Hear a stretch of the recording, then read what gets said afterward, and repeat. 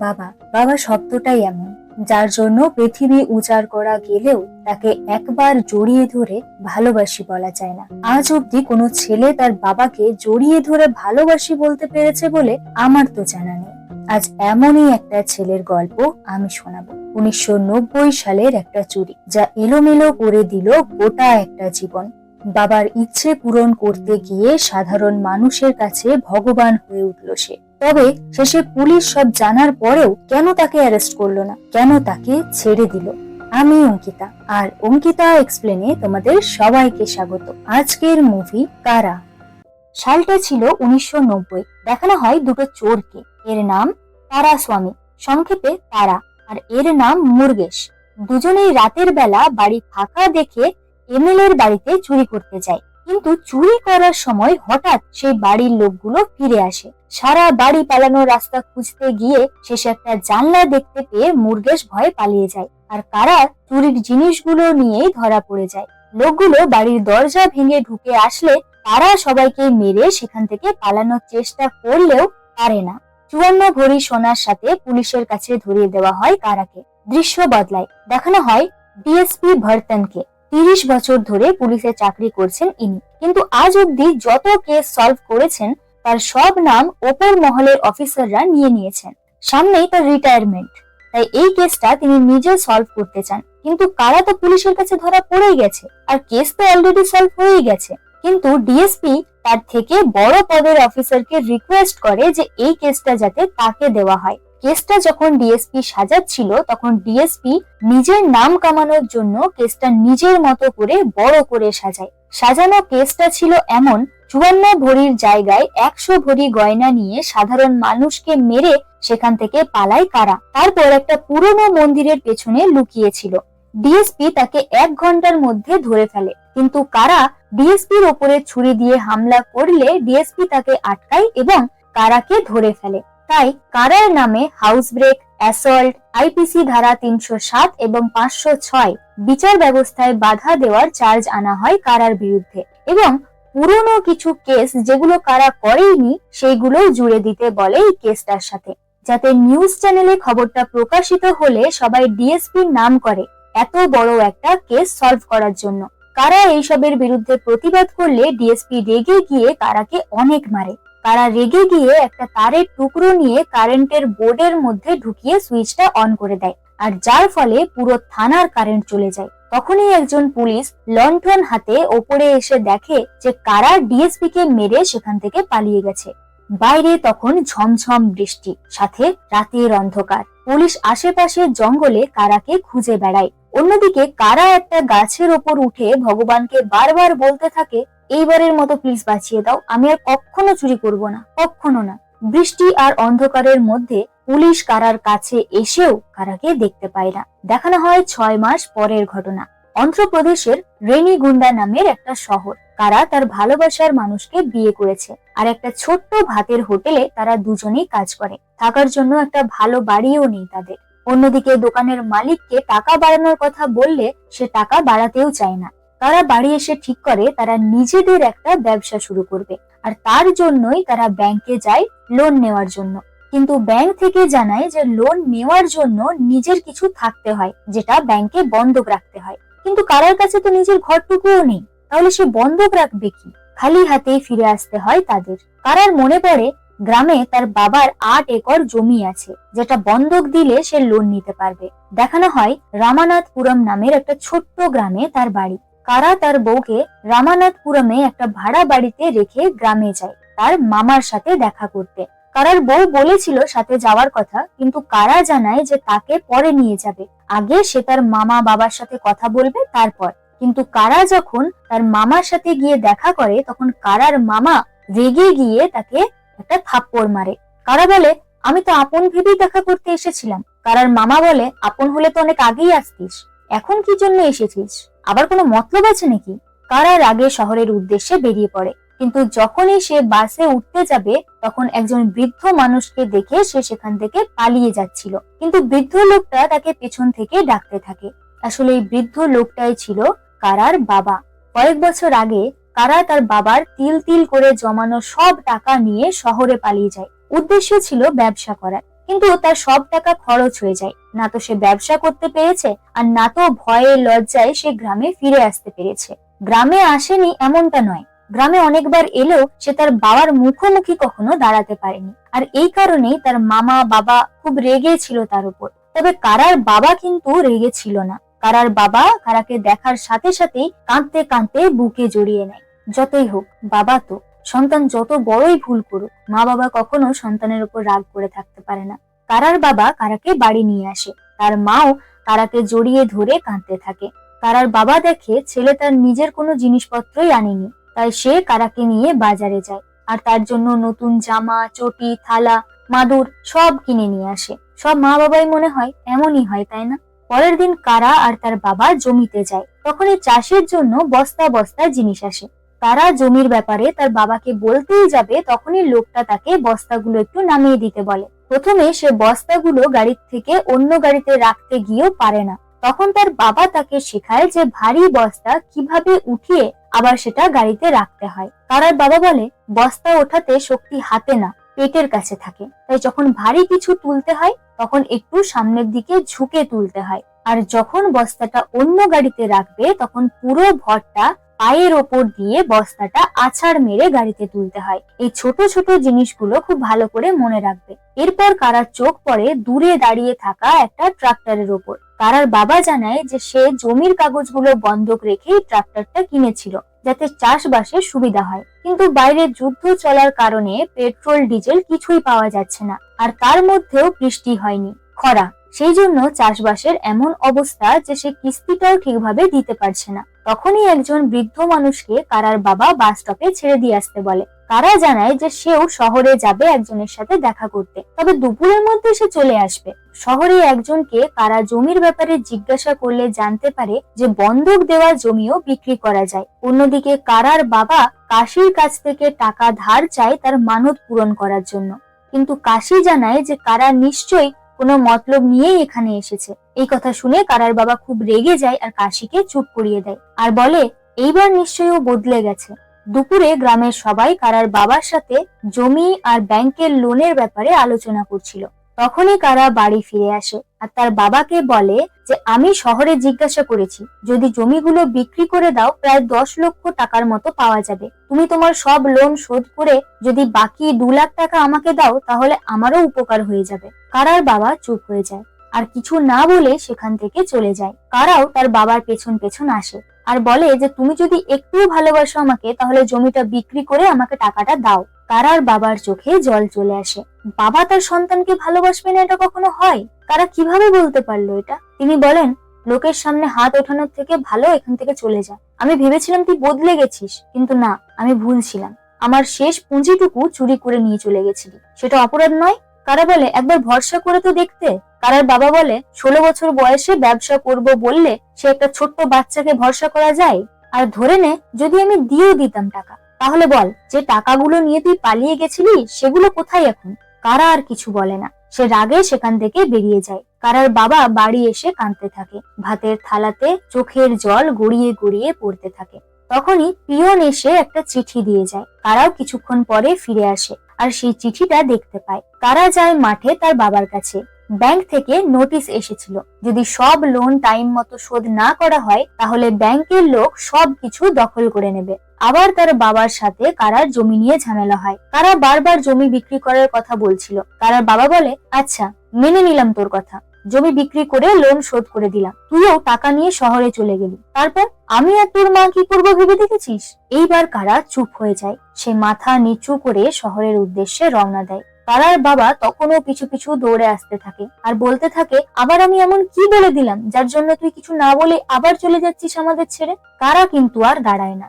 কারার এইভাবে কিছু না বলে চলে যাওয়ার জন্য কারার বাবা অনেক আঘাত পায়। অন্যদিকে কারার বউ সিলি বলে, তোমার এইভাবে চলে আসাটা ঠিক হয়নি। কারা বলে, আর একটু হলেই আমি কেঁদে ফেলতাম। সত্যিই তো, আমি এতদিন শুধু নিজের কথাই ভেবেছি, ওদের কথা তো ভাবিনি। আমার বাবা একজন ফৌজি ছিলেন, এক সময় গ্রামে আমার বাবার কত সম্মান ছিল, আর আজ বাবা ভিখারির মতো আমার সামনে কাঁদছিল। আমি জীবন যুদ্ধে হেরে গেছি সিলি। আজ আমার জায়গায় যদি কোনো ভালো একটা মানুষ আমার মা বাবার সন্তান হতো তাহলে হয়তো ওনারা খুব সুখে থাকতো। সিলি বলে, তো কি হয়েছে? উনি তো তোমার বাবা, আগে সাথ দাওনি, এখন তো দিতেই পারো। পরের দিন সিলিকে নিয়ে কারা বাড়ি ফিরে আসে আর এসেই তার মায়ের থেকে জানতে পারে যে তার বাবা এখনো নাকি ঘুম থেকেই ওঠেনি। তাই বিয়ের খবরটা সব থেকে আগে তার বাবাকেই জানাতে যায়, কিন্তু ডাকতে গিয়ে দেখে তার বাবা সাড়া দিচ্ছে না। হয়তো অনেক আগেই তিনি সবাইকে ছেড়ে তারাদের দেশে চলে গেছেন। খবরটা শুনে গোটা গ্রামের লোক ছুটে আসে, সব নিয়ম আচার বিধি পালন করা হয়, তারপর নিয়ে যাওয়া হয় তাদের পূর্বপুরুষের জমিতে দাফন করার জন্য। কিন্তু দাফন করার সময় ব্যাংকের লোক আসে আর বলে যে এই জমিতে তাদের আর কোনো অধিকার নেই, তাই তারা তাদের নিজেদের কোনো কাজ এই জমিতে আর করতে পারবে না। মামা আর ভাগ্নে মিলে যায় ব্যাংকে কথা বলতে, কিন্তু ব্যাংকের ম্যানেজার কাশিকে খুব অপমান করে, এমনকি কারার বাবাকেও অপমান করে আর এমন আচরণ করে যেন তাদের চেনেই না। কারা লোকটাকে ভালো করে একবার দেখে আর বেরিয়ে চলে আসে বাইরে। কাশি বলে, তোর লজ্জা করে না? তোর বাবা নিয়ে উল্টো পাল্টা বলছে, তোর তো উচিত তার গলা কেটে নামিয়ে দেওয়া। কারা কিছুই বলে না। পাশে থাকা একটা হাসপাতালে খোঁজ নিলে একজন লোক জানায় যে তারা 7 দিন অবধি লাশটা রাখতে পারবে, তবে পরিচয় ছাড়া। কারা রাজি হয়ে যায় তার বাবার লাশটা পরিচয় ছাড়া রাখতে, কিন্তু কাশি এসব শুনে রেগে যায়। কারা বলে, তুমি তো বলেছিলে এগুলো আমাদের টাকা, যখন আমরা ওদের থেকে কেড়ে নেব তখনই ওরা বুঝবে। কারার বন্ধু কাশির দিকে তাকিয়ে বলে, ব্যাংক লুট করার কথা বলছে। কাশি অবাক হয়ে যায়, একজন ফজির ছেলে চুরি করবে? তারা বলে, তোমার কাছে কি আর কোনো উপায় আছে? আর আমি একজন চোর, এতদিন চুরি করেই কাটিয়েছি। দৃশ্য বদলায়। কারা, কাশি আর মুরগেশ মিলে একটা গাড়ি জোগাড় করে অন্য জায়গায় কারার বাবাকে রাস্তার ধারে শুইয়ে দিয়ে আসে। তারপর মুরগেশ হাসপাতালে খবর দিলে কিছু লোক এসে লাশটাকে হাসপাতালে নিয়ে যায়। কারারাও পিছু পিছু হাসপাতালে যায়। যে মানুষটাকে সবাই এত সম্মান করত, আজ পা দিয়ে তার হাতটাকে সরানো হচ্ছে। কারা এসব সহ্য করতে পারে না, তার বুকটা ফেটে যাচ্ছিল, কিন্তু আর কোনো উপায়ও ছিল না। তার মা বলেছিল তাদের দুজনকেই যেন একসাথেই তাদের নিজেদের জমিতে দাফন করা হয়। রাতের দিকে কাশি চুরির প্ল্যানের ব্যাপারে জিজ্ঞাসা করলে কারা জানায় যে এটা তার সাধ্যের নয়, তাই সে নিজে একাই করে নেবে। কিন্তু কাশি রাজি হয় না। কাশি বলে যে আজ সে যতটুকু পেয়েছে সবটাই কারার বাবার জন্য, তাই সে তাদের সাহায্য করবে। এরপর তারা দেখে যে কোন ব্যাংকের সামনে কোনো জনবসতি নেই, যেখানে তারা সহজেই তাদের কাজ করতে পারবে। সেই রকমই একটা গ্রামীণ ব্যাংকে 10 লক্ষ টাকা জমা করবে বলে সিকিউরিটির ব্যাপারে খোঁজ নেওয়ার নাম করে সবকিছু দেখতে আসে। ব্যাংকের লোকটা তাদের জানায় যে সব টাকা গয়না সুরক্ষিত রাখার জন্য অ্যালার্ম সেট করা আছে। রাতে কেউ ব্যাংকের দরজায় পা রাখলেই অ্যালার্ম বেজে উঠবে সামনের থানাতে।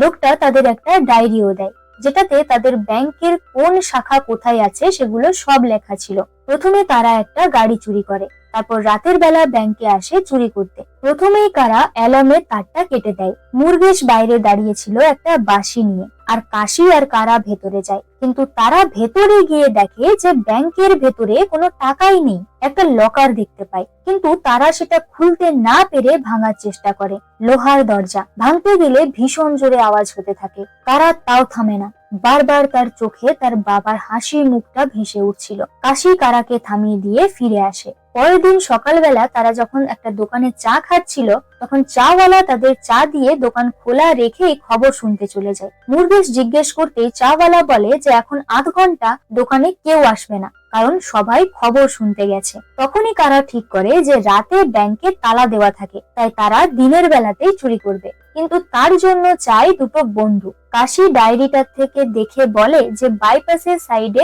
কোন কোন ব্যাংক আছে। কাশি একজনের কাছে নিয়ে যায় কারা আর মুরগেশকে। সেখানে তারা দুটো বন্দুক আর দুটো বোমা নেয়। লোকটা বলে, আমি কিন্তু অনেকদিন আগে চিকিৎসা করে ছেড়ে দিয়েছি, তাই কারোর কিছু হলে আমার কাছে কিন্তু নিয়ে আসবে না।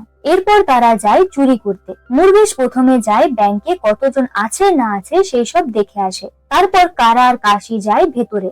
মুরগেশ বাইরে গাড়িতেই ছিল। কারা মুরগেশকে বলেছিল যদি তারা 10 মিনিটের মধ্যে বেরিয়ে না আসে তাহলে মুরগেশ যেন ভেতরে গিয়ে সবাইকে বোমা দিয়ে উড়িয়ে দেয়। কাশি আর কারা ভেতরে গিয়ে সবার হাত বেঁধে দেয় আর মুখে কাপড় ঢুকিয়ে দেয়। তারপর তারা চাবিগুলো খুঁজতে থাকে। কাশি চাবি আনতে গিয়ে দেখে একজন টেবিলের নিচে বসে একটা সুইচ বারবার টিপছে। কাশি বলে, লাইনটা কেটে দেওয়া হয়েছে বাবু, ওটা আর বাঁচবে না।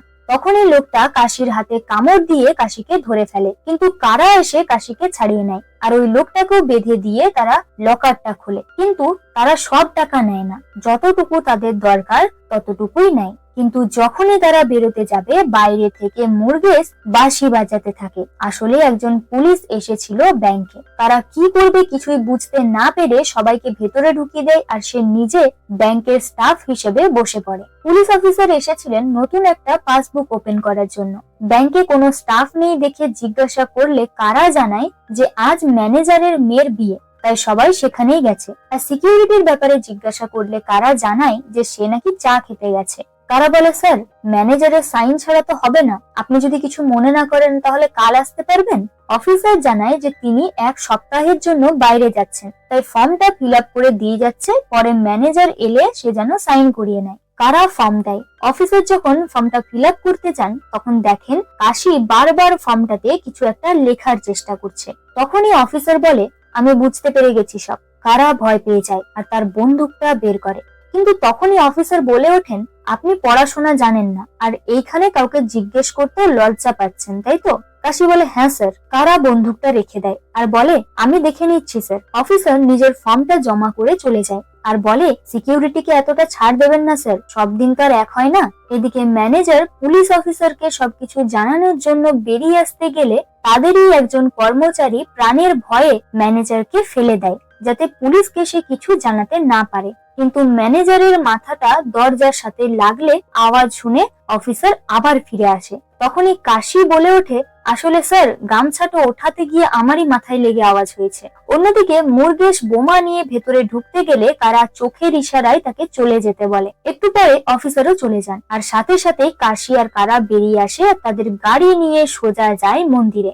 ভগবানকে প্রণাম করে তারা বেরিয়ে যায়। অন্যদিকে ডিএসপি ভার্তনের কাছে খবরটা পৌঁছায়। এইখানেও সেই একই তালা ভাঙার স্টাইল। প্রথমে তালায় বারুদ ঢুকিয়ে আগুন জ্বালিয়ে তালা ভাঙা হয়েছে। ডিএসপি ভার্তন ইচ্ছে করে গ্রামে ট্রান্সফার নেয় আর একটা স্কেচ নিয়ে রওনা দেয় গ্রামের উদ্দেশ্যে। অন্যদিকে যে ব্যাংকে চুরি হয়েছিল সেখানে নোট নাম্বার গুলো চায় পুলিশ, কিন্তু ব্যাংকের ম্যানেজার সেলভান যত টাকা চুরি হয়েছে তার থেকেও বেশি টাকা বলে পুলিশকে। অন্যদিকে ডিএসপি যে ব্যাংকে চুরির চেষ্টা হয়েছিল আর যেখানে চুরি হয়েছে সেই দুটো জায়গায় খোঁজ খবর নিয়ে জানতে পারে যে কিছুদিন আগে দুটো লোক এসেছিল সিকিউরিটি সিস্টেমের ব্যাপারে জানতে, আর তাদের মধ্যে একজনকে ডিএসপির দেখানো স্কেচটার মতোই দেখতে। অন্যদিকে কারা আর কাশি আসে ব্যাংকের লোন শোধ করতে, কিন্তু ম্যানেজার জানায় যে লোন নেওয়া হয়েছিল 3 লক্ষ টাকা, কিন্তু সব সুদ মিলিয়ে প্রায় 5 লক্ষর কাছাকাছি তাদের জমা করতে হবে। কিন্তু কারা তো শুধু 3 লাখ টাকাই চুরি করেছিল। তারা যখন টাকাটা জমা করে তখন লোকটা চুরি হওয়ার টাকার নাম্বারগুলো চেয়ে পাঠায়। কাশি আর কারার মুখ একদম শুকিয়ে যায়, কিন্তু টাকার ব্যাগটা খুলতেই দেখে সব পুরনো নোট। কিন্তু এটা কিভাবে সম্ভব? ব্যাংকের সব নোট তো নতুন আর সিরিয়াল নাম্বার অনুযায়ী থাকে। অন্যদিকে ডিএসপি খবর পায় এক জায়গায় নাকি টাকাগুলো পাওয়া গেছে আর সিরিয়াল নাম্বারও নাকি মিলে গেছে, তবে লোকটা অস্বীকার করছে সব। ডিএসপি যায় সেখানে, একটা বড় শাড়ির দোকান। দোকানদার জানায় যে আজ সকালে সে যখন দোকানে আসে তখন দেখে দোকানের তালা ভাঙা ছিল, কিন্তু যখন সে টাকা রাখার জায়গায় আসে তখন সব টাকাই ঠিক ছিল, তবে সব ছিল নতুন নোট। ডিএসপি ভাঙা তালাটা দেখে বুঝতে পারে এটা কারারই কাজ, তবে তার কাছে কোনো পোক্ত প্রমাণ ছিল না। ডিএসপি সেলভানের কাছে যায় আর সবটা জানায় তাকে, আর যাদের যাদের নোটিশ পাঠানো হয়েছিল তাদের নামের লিস্ট গুলো চায়। অন্যদিকে 5 লক্ষ টাকা জমা করতে হবে শুনে কাশি রেগে গিয়ে ঝামেলা করে, কিন্তু কারা দেখে ব্যাংকে পুলিশ আছে, তাই রসিদটা নিয়ে চুপচাপ বেরিয়ে যায় আর কাশিকে বলে আবার বাইপাস সাইডের ব্যাংক খুঁজতে। অন্যদিকে ডিএসপি সেই লিস্ট অনুযায়ী সবার ঘরে ঘরে গিয়ে খোঁজ করলেও রাত তখন অনেক গভীর। কাশি, কারা আর মুরগেশ চুরির প্ল্যান করছিল। হঠাৎ দরজায় কড়া নাড়ে। কারা ভয়ে ভয়ে দরজা খুলে দেখে সেলভান দাঁড়িয়ে আছে। সেলভান বলে, আমি জানি তুমি চুরি করেছো, তবে আমি চাইলেই তোমাকে পুলিশে ধরিয়ে দিতেই পারতাম, কিন্তু দিইনি। আমি ইচ্ছে করে লিস্ট থেকে তোমার নামটা বাদ দিয়ে দিয়েছি। কারা কারণ জানতে চাইলে সেলভান জানায় যে কারা হলো সেলভানের সোনার ডিম পাড়া হাঁস, যে তুমি মনে হয় লক্ষ্য করনি ভালো করে, যে ব্যাংকে টাকা চুরি করেছো সেখানে 5 লক্ষ টাকা চুরি হয়েছে, কিন্তু তুমি তো 3 লক্ষ টাকা চুরি করেছিলে, তাহলে বাকি টাকাটার কি হলো? সেলভান কারাকে একটা অফার দেয়, যেটাতে সে বলে তুমি ব্যাংকে ডাকাতি করবে আর সেলভান তাকে বাঁচিয়ে দেবে, আর সেই টাকাটা তাদের মধ্যে ভাগ হবে। কিন্তু কারা কিছু বলছে না দেখে সেলভান বলে, ধরে নিলাম তুমি সব ঋণ শোধ করে দিলে, তারপর কি করবে? তোমার বাবার মতো চাষবাস, চাষের খরচ বাদ দিয়ে কতই বা হাতে টাকা আসবে? 3,000 মতো। কারা রেগে গিয়ে বলে, সবকিছু জানার পরও আমার বাবার থেকে প্রতি মাসে 5,000 টাকার কি করে সুদ চাইতেন? সেলভান আর কিছুই বলে না, সে নিজের নাম্বারটা দিয়ে শুধু এতটুকুই বলে যে ভেবে দেখো, এরম ভাবে অনেক টাকা কামাতে পারবে। যদি কখনো মন বদলায় তাহলে এই নাম্বারটাতে কল করো। রাতে অপেক্ষায় বসেছিল সেলভান, কিন্তু কারার কল আসে না। উল্টো ডিএসপি কল করে আর জানায় যে তারা এখনো কিছুই পায়নি। সেলভান বলে, স্যার, হতেই পারে যে আপনি ভুল পথে হাঁটছেন, কারণ শুধু যাদের কাছে নোটিশ গেছে তাদেরই যে ব্যাংকের উপর রাগ আছে এমনটা তো না। অনেকে লোন অ্যাপ্লাই করেছিল কিন্তু পায়নি, আবার কেউ কেউ লোন নিয়েছে কিন্তু হয়তো টাকা দিতে পারবে না, তারাও তো কেউ চোর হতে পারে। ডিএসপি বলে, এই দুদিনের মধ্যে কি কেউ টাকা জমা করেছে? সেলভান বলে, ঋণ শোধ করতে গেলে তো মেন ব্রাঞ্চেই আসতে হয়, আমি তো এখন অব্দি সেরকম কিছু দেখিনি। ডিএসপি বলে, তার মানে তার কাছে ঋণ শোধ করার টাকা নেই, তাই সে আবারও চুরি করবে, আর এইবার তাকে ধরতেই হবে আমাদের। এই বলে ডিএসপি সব ব্রাঞ্চের ম্যানেজারদের রাতের বেলা ব্যাংকে যেতে বলে আর অ্যালার্ম সুইচ গুলো চেক করতে বলে। অন্যদিকে সেই এরিয়ার থানাগুলোতেও চেক করে দেখে যে অ্যালার্ম গুলো বাজছে কিনা। সব অ্যালার্ম বাজলেও পঞ্চাবন ইউনিয়ন ব্যাংক পরামাকুটি ব্রাঞ্চের অ্যালার্মটা বাজছিল না। সকালবেলা সেই ব্যাংকে কয়েকজন পুলিশ অফিসার স্টাফ সেজে ব্যাংকে বসে থাকে, আর বাইরে ডিএসপিও পাহারায় ছিল। কারা আসে সেই ব্যাংকেই চুরি করতে। গাড়িটা ব্যাংকের বাইরে দাঁড়াতে ডিএসপি নজরে রাখে আর বাকি সবাইকে ইনফর্ম করে। এদিকে কারা প্রথমে মুরগেশকে ভেতরে খবর আনতে পাঠায়। মুরগেশ ভেতরে গিয়ে একটা টাকা জমা করার ফর্ম নিয়ে আসে আর কতজন আছে না আছে সেটা এসে কারাকে বলে। তবে মুরগেশ এটাও বলে যে ভেতরে যারা আছে তাদের মুখ দেখে ঠিক একটা সুবিধে লাগছে না। কারা তাও রিস্ক নিয়ে ভেতরে যাওয়ার সিদ্ধান্ত নেয়, আর গাড়ির দরজাটা খুলে বেরোতেই যাবে তখনই একটা অন্য গাড়ি এসে ডিএসপির গাড়ির সামনে দাঁড়ায়। ব্যাংক থেকে বন্দুক হাতে পুলিশগুলো বেরিয়ে আসে। কারাকে ধরার জন্য ভেতরে যে ফাঁদ পাতা হয়েছিল সেটা তো বুঝতে পারে, কিন্তু হঠাৎ কি হলো সেটা বোঝার জন্যই মুরগেশকে পাঠায়। মুরগেশ ম্যানেজারকে জিজ্ঞেস করে জানতে পারে যে অন্য একটা ব্রাঞ্চে নাকি চুরি হয়ে গেছে, কিন্তু চুরিটা করলো কে সেটা দেখতেই তারাও যায়। কিন্তু পুলিশ সেখানে কারার ছবি সবাইকে দেখাচ্ছিল, আর কারাও ডিএসপি কে সেখানে দেখতে পায়। সেখান থেকে কারা চলেই যাচ্ছিল, তখনই সেলভান তাকে আটকায় আর বলে, তুমি ছাড়া কি আর এই গ্রামে চোর পাবো না ভেবেছিলে? ফেসে যাওয়ার আগে চুপচাপ এখান থেকে পালিয়ে যাও। সব ব্রাঞ্চে পুলিশ পাহারা বসানো হয়। তাহলে এইবার বাকি টাকা জোগাড় করবে কিভাবে? কারা একটা উপায় বের করে আর সেলভানের পিছু নেয়। সেলভান একটা টেলিফোন বুথে গিয়ে কাউকে কল করে। সেলভান চলে যাওয়ার পর কারা আবারও সেই নাম্বারটাতে কল করে জানতে পারে যে লক্ষ্মী হোটেল বলে একটা হোটেলে কল করেছিল সেলভান। কারা কাশিকে সেলভানের পিছু করতে বলে, আর মুরগেশ আর কারা যায় লক্ষ্মী হোটেলে। সেখানে গিয়ে একটা অটোতে টর্চের আলো জ্বালিয়ে ভেতরে যায় রুম নেওয়ার জন্য।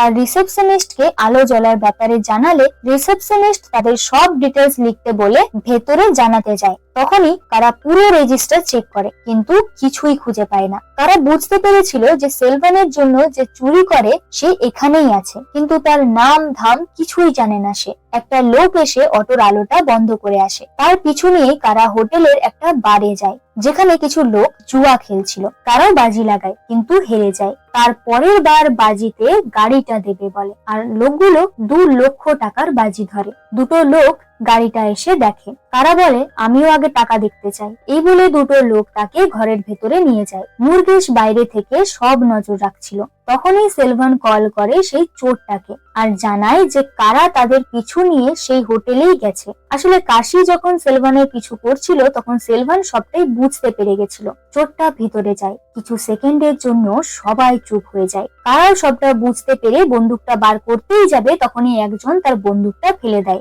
মুরগেশও ভেতরে আসে। একটা লোক ছুরি নিয়ে কারাকে মারতেই যাচ্ছিল, কিন্তু মুরগেশ লোকটাকে আটকাতে গেলে লোকটা মুরগেশের পেটে ছুরিটা ঢুকিয়ে দেয়। অন্যদিকে আরো একটা লোক একটা চেয়ার দিয়ে কারার মাথায় মারে আর টাকাগুলো নিয়ে সেখান থেকে পালিয়ে যায়। কারা লোকগুলোর পিছু নিতে গেলে মুরগেশ কাতর স্বরে কারাকে ডাকতে থাকে। মুরগেশকে সাথে নিয়ে কারা আসে সেই লোকটার কাছে যে তাদের বন্দুক আর আর বোমাগুলো দিয়েছিল।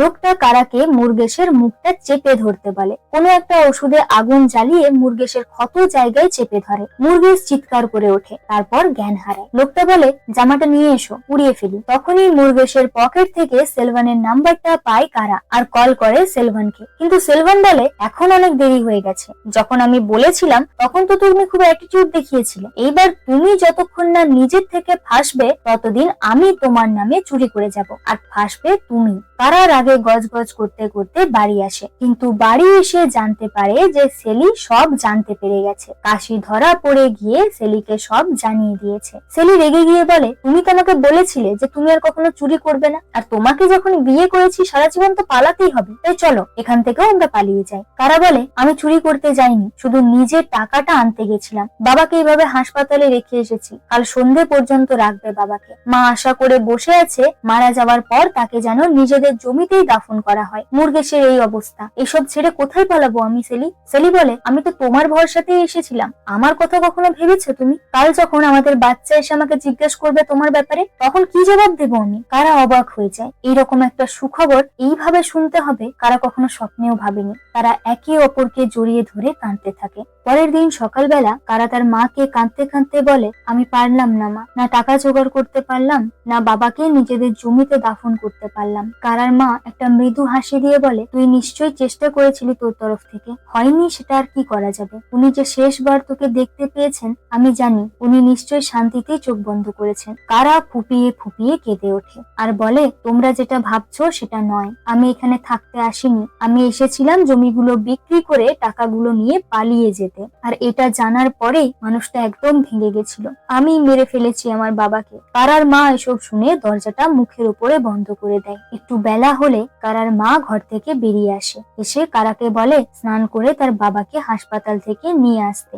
যাওয়ার পথে মুরগেশের সাথে তারা দেখা করে। মুরগেশ তখন বেশ ভালোই ছিল, তবে সেই দোকানের লোকটা একটা ধারালো অস্ত্র শুটিং এর জায়গায় একটু দিয়ে আসতে বলে। কিন্তু সেখানে গিয়ে কারা জানতে পারে যে ব্যাংক থেকে 5 লক্ষ টাকা এইখানেই নিয়ে আসা হবে। এটা শুনে কারা তাড়াতাড়ি গাড়িতে ওঠে। কাশি বলে, ব্যাংকের পুলিশগুলো দেখোনি নাকি? কারা বলে, আমি কখন বললাম যে ব্যাংকে চুরি করব? এই বলে কারা রাস্তায় কিল ছড়িয়ে রাখে, কিন্তু পুলিশগুলো সেগুলো দেখতে পেয়ে গেলে রাস্তার সাইড দিয়ে গাড়িটা পার করে। কারা জঙ্গল থেকে বেরিয়ে এসে গাড়ির সামনে বন্দুক হাতে দাঁড়ায়, কিন্তু গাড়ি থামে না, উল্টো তার ওপর দিয়ে চালানোর চেষ্টা করা হয়। কারা সাইডে সরে যায়। এরপর কারা ওই গাড়িটাকে ধরার জন্য একটা ঘরের সিঁড়ি বেয়ে গাড়ির ওপরে লাফ দেয়। সে পড়েই যাচ্ছিল, কিন্তু কোনো রকমে সে গাড়ির ওপরে উঠে যায় আর ড্রাইভারের মাথায় বন্দুক ধরে টাকাগুলো নিয়ে নেয়। কিন্তু তাদের গাড়িটা মাঝ রাস্তাতেই খারাপ হয়ে যায়। একটু দূরেই একটা বাড়ি দেখে তারা সেখানে যায়, কিন্তু গিয়েই দেখে যে এটা সেই বৃদ্ধটার বাড়ি যে বৃদ্ধটাকে কারার বাবা বাস স্টপ অব্দি ছেড়ে দিয়ে আসতে বলেছিল। কারা বলে, একটু জল নেবো দাদু? লোকটা বলে, হ্যাঁ নিয়ে নাও। এই বলে সে একটা হলুদ রঙের কাগজ দেখিয়ে বলে, এটা একটু পড়ে দিবি বাবা? কারা দেখে ব্যাংক থেকে নোটিশ এসেছে। বৃদ্ধ লোকটা বলে, তোর বাবা তো লোন শোধ করতে করতে মারাই গেল, আজ তোর বাবা থাকলে নিশ্চয়ই কিছু না কিছু করতো। খাবারই টাকা নেই, আর লোন দেবো কোথা থেকে? তবু টাকা জমা করছি, তুই একটা চিঠি লিখে দিবি বাবা, যে টাকা জমা হয়ে গেলে আমি সব লোন দিয়ে আসবো। তারা রেগে গিয়ে বলে, আমি ব্যাংকে গিয়ে জানিয়ে দেব। এই বলে সে টেলিফোনে কল করে আর পুলিশকে চুরির খবরটা নিজেই দিয়ে দেয়। ডিএসপি কিছু পুলিশ পাঠিয়ে দেয় স্পটে। এদিকে সেলভান খবরটা জানতে পেরে একটা ব্রাঞ্চ ম্যানেজারকে কল করে জেনে নেয় যে সেই ব্রাঞ্চে পুলিশ পাহারা আছে নাকি। তারপর ম্যানেজারকে বলে যে ব্যাংকের অ্যালার্মের তারটা কেটে দিতে আর চাবিগুলো টেবিলে রেখে দিতে, বাকি সেলভানের লোক সামলে নেবে। এর মানে পুরো ব্যাংকের কারসাজি ছিল চুরিগুলো করার পেছনে। কারার নাম নিয়ে সেলভান আবারও চুরি করবে, সবকিছু তার লোকেদেরও জানিয়ে দেয়। আর যখন সেলভান তার লোকেদের সাবধান করছিল তখনই একজন পুলিশ সেলভানকে বলে যে ডিএসপি নাকি তাদের ডাকছে। সেলভান বেরিয়ে এলে ডিএসপি তাকে গাড়িতে তোলে আর বলে যে জায়গায় তারা যাচ্ছে সেখানে নাকি প্রচন্ড নেটওয়ার্ক প্রবলেম হয়, তাই কোনো কিছুর প্রবলেম হলে সিগন্যাল পাবে না, তাই আপনিও আমাদের সাথেই চলুন। আর সাথে এটাও বলে যে আজ তো চোর ধরা পড়বেই, জীবিত হোক কিংবা মৃত। কারা দেখে পুলিশ গাড়িগুলো পেরিয়ে গেল, তারপর সে গাড়িতে ওঠে আর ভগবানকে বলে, এইবার সাথ দিও ভগবান। তারপর বেরিয়ে পড়ে। সেলি রাস্তার দিকে তাকিয়ে বসে থাকে। কাশিকেও পাঠিয়ে দেওয়া হয় ব্যাংকে টাকা জমা করতে, আর কারা এইবার একা যায় পার্থিবানু শাখাতে চুরি করতে। একাই সবাইকে চেয়ারের সাথে বেঁধে দেয়, কিন্তু একজন পুলিশ কারাকে ধরে ফেলে আর তার গলার কাছে ধরে তাকে প্রায় মেরেই ফেলেছিল। কিন্তু তখনই কারার মনে পড়ে তার বাবার শেখানো কথাটা, কোনো ভারী জিনিস তুলতে গেলে শক্তি হাতে না পেটের কাছে থাকে, আর আছাড় মেরে ফেলার সময় ভরটা পায়ে রাখতে হয়। কারা তার বাবার কথা ফলো করে পুলিশটাকে তুলে আছাড় মেরে ফেলে আর বলে, লোকের টাকা বাঁচানোর জন্য নিজের জীবনটা হারিও না। তারপর ব্যাংকের সব টাকা চুরি করে নিয়ে যেতেই যাবে, তখনই ব্যাংকের দরজার বাইরে জোরে জোরে কেউ ধাক্কা দেয়। তারা ভয় পেয়ে দরজার ফাঁকা দিয়ে দেখে গ্রামের অনেক লোক জমা হয়ে গেছে। কারা দরজাটা একটু খোলে আর একটা বোমা ছুড়ে দেয়। ভয়ে যখন সবাই এদিক ওদিক পালাতে থাকে, তখনই কারা ওই ভিড়ের মধ্যে মিশে বেরিয়ে যায়। এদিকে ডিএসপি সেলভানকে জিজ্ঞাসা করে যে কে কে জানতো এই রাস্তায় টাকা নিয়ে যাওয়া হবে। তখনই একজন পুলিশ এসে খবর দেয় যে পার্থিবানুতে চুরি হয়ে গেছে। তারা পার্থিবানুর উদ্দেশ্যে রওনা দেয়। তখনই আরো একটা কল আসে যে আবিরামন ব্রাঞ্চে চুরি হয়ে গেছে। ডিএসপি অবাক হয়ে যায়, সে বুঝতেই পারছে না আসলে হচ্ছেটা কি। আবিরামন ব্রাঞ্চে পৌঁছালে আরো একটা খবর আসে যে কামুদি নামের আরো একটা ব্রাঞ্চে চুরি হয়ে গেছে। পরপর 3টে চুরি। ডিএসপি রেগে গিয়ে ম্যাপটা বের করে আর বলে, এইবার নিশ্চয় চোরের নেক্সট টার্গেট মুডুকুলাতুর। এইবার চোরের আগে আমরা গিয়ে পৌঁছাবো। কিন্তু সেলভানের মুখটা ফ্যাকাশে হয়ে যায়। সে বারবার পুলিশদের আটকানোর চেষ্টা করে এই বলে যে আগেও তো ওই ব্যাংকে চুরি হয়েছিল, কিন্তু ডিএসপি কোনো কথা শোনে না। তিনি বলেন, চুরি হয়েছে তো কি হয়েছে, এখনো ব্যাংকে তো টাকা আছে, তাই না? সেলভানকে নিয়ে তারা ব্রাঞ্চে যায়। আসলে সেলভান যে চুরির প্ল্যানটা করছিল সেটা এই ব্রাঞ্চে। তারা পৌঁছে দেখে সেখানে সবকিছু নর্মাল। তখন সেলভান বলে, পাশেই আরো একটা ব্রাঞ্চ আছে, ওখানেই আমরা যাই। এটা বলতে বলতেই 3টে চোর ঢুকে আসে ব্যাংকে, আর সেলভান আর ডিএসপি কে দেখে বলে, এটা কি আমাদেরই লোক স্যার? সেলভান চোখের ইশারায় তাদের না বলে। লোকটা গুলি চালাতেই যাবে, তখনই ডিএসপি দুটো লোককে গুলি করে মেরে ফেলে, আর বাকি একজন ভয়ে সবকিছু স্বীকার করে নেয় যে সেলভানের কথাতেই তারা চুরি করতে এসেছিল। ধরা পড়ার পরে ব্যাংক থেকে পালাতে গেলে একটা ট্রাক্টর এসে সেলভানকে ধাক্কা মারে। ট্রাক্টরটা সেখানেই দাঁড়িয়েছিল, কিন্তু ড্রাইভার ভয়ে পালিয়ে যায়, আর সেলভান পৌঁছে যায় সোজা হাসপাতালে। অন্যদিকে কারা হাসপাতালে গিয়ে দেখে তার বাবাকে দাহ করার জন্য নিয়ে যাওয়া হচ্ছে। তখনই সে লোকগুলোকে আটকায় আর ফুপিয়ে ফুপিয়ে কাঁদতে কাঁদতে বলে, এটা আমার বাবা হয়। অন্যদিকে সেলভান ডিএসপি কে সব সত্যিটা জানায় আর বলে যে আপনার কত টাকা লাগবে শুধু বলুন, কিন্তু আপনাকে কারাকে ধরতেই হবে। ডিএসপি বলে, আমার সাথে থেকে আমাকেই এত দৌড়ালে? আমার জীবনে দুজনই আমার সাথে এরকম করেছে, এক সে আর 2 তুমি। এই বলে ডিএসপি অক্সিজেন মাস্কের অক্সিজেনটা বন্ধ করে দেয়, যার ফলে সেলভান ছটপট করতে করতে মারা যায়। হাসপাতাল থেকে বেরোতেই একজন পুলিশ জানায় যে খুব দরকারি একটা কল এসেছিল, তাকে যেতে বলা হয়েছে। ডিএসপি গ্রামে গিয়ে দেখে সব গ্রামের লোক টাকা নিয়ে তাদের লোন শোধ করতে এসেছে। ডিএসপি লোকগুলোকে বলে, তোমরা কি জানো যে এগুলো চুরির টাকা? লোকগুলো বলে, হ্যাঁ স্যার, এই টাকাগুলো আমাদের থেকেই চুরি করা হয়েছিল। তখনই একজন ব্যাংকের ভেতর থেকে তার বন্ধক দেওয়া জমির কাগজপত্র নিয়ে বেরিয়ে এসে সবাইকে জানায়। সবার মুখে হাসি ফুটে উঠেছে। আজ বহু বছরের বোঝা যেন এক নিমেষে নেমে গেছে। এদিকে কারার বাবাকেও তার নিজের জমিতে দাফন করা হয়। ডিএসপি আসে কারার কাছে আর বলে, কিরে, তুই চুরি করে লোকের লোন শোধ করবি আর পুলিশ দাঁড়িয়ে দাঁড়িয়ে দেখবে?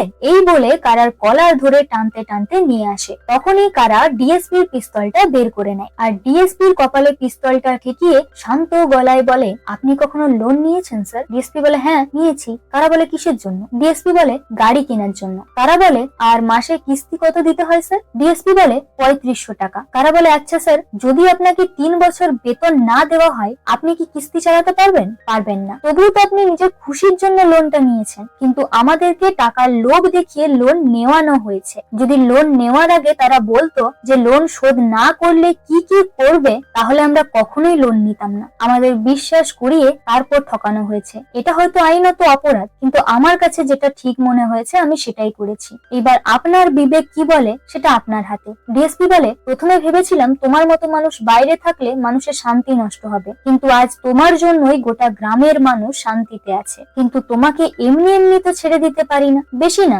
7 বছরের জেল হবে, ততদিনে তুমি গ্রামে হিরো হয়ে যাবে। তারপর একটু ভেবে বলে, না না, এখন যে অবস্থা অবস্থা, আমি যদি তোমাকে ধরে নিয়ে যাই তুমি হিরো হয়ে যাবে আর আমি হব ভিলেন। এরম তো গল্পের শেষ হতে দেওয়া যাবে না। তার থেকে ভালো গল্পের শেষটা যদি এরম হয়, যে ব্যাংকের ম্যানেজার ছিল সেই চোর আর আমি তাকে অনেক খুঁজে ধরেছি, তাহলে আমি হব গল্পের হিরো আর ম্যানেজার তো বেঁচে নেই, তাই সে হবে ভিলেন। মোট কথা আমার ছবি বড় করে ছাপানো হবে। তারপর কারাকে বলে, এরম করবো নাকি? কারা একগাল হাসি দিয়ে বলে, আপনি কি আমার সাথে মজা করছেন? ডিএসপি কারার হাত কড়াটা খুলে দিয়ে বলে, নেক্সট বার তোমার নাম এলে কিন্তু আমি ধরে নিয়েই যাব। কারা বলে, আমি কোথাও যাচ্ছি না স্যার, এইটাই আমার গ্রাম আর এটাই আমার জীবন। ডিএসপি চলে যান তার পুলিশের গাড়ি করে আর কারা তার বাবার ট্রাক্টরটা চালিয়ে চলে যায়। কারা আইনত অপরাধী হলেও কারার জন্যই কিন্তু গোটা গ্রামের মানুষের মুখে হাসি ফুটেছিল। তার এতগুলো চুরি করার পেছনের উদ্দেশ্য সৎ ছিল, যার জন্যই এতগুলো মানুষ ভারী ভারী ঋণের বোঝা থেকে মুক্তি পেয়েছে। সেই জন্যই পুলিশ তাকে ছেড়ে দেয় আর মুভিটা এখানেই শেষ হয়ে যায়। তো ভিডিওটা কেমন লাগলো কমেন্টে অবশ্যই জানিও আর ভিডিওটাতে একটা লাইক করে দিও। দেখা হচ্ছে আবার কোনো নতুন ভিডিওতে। টাটা।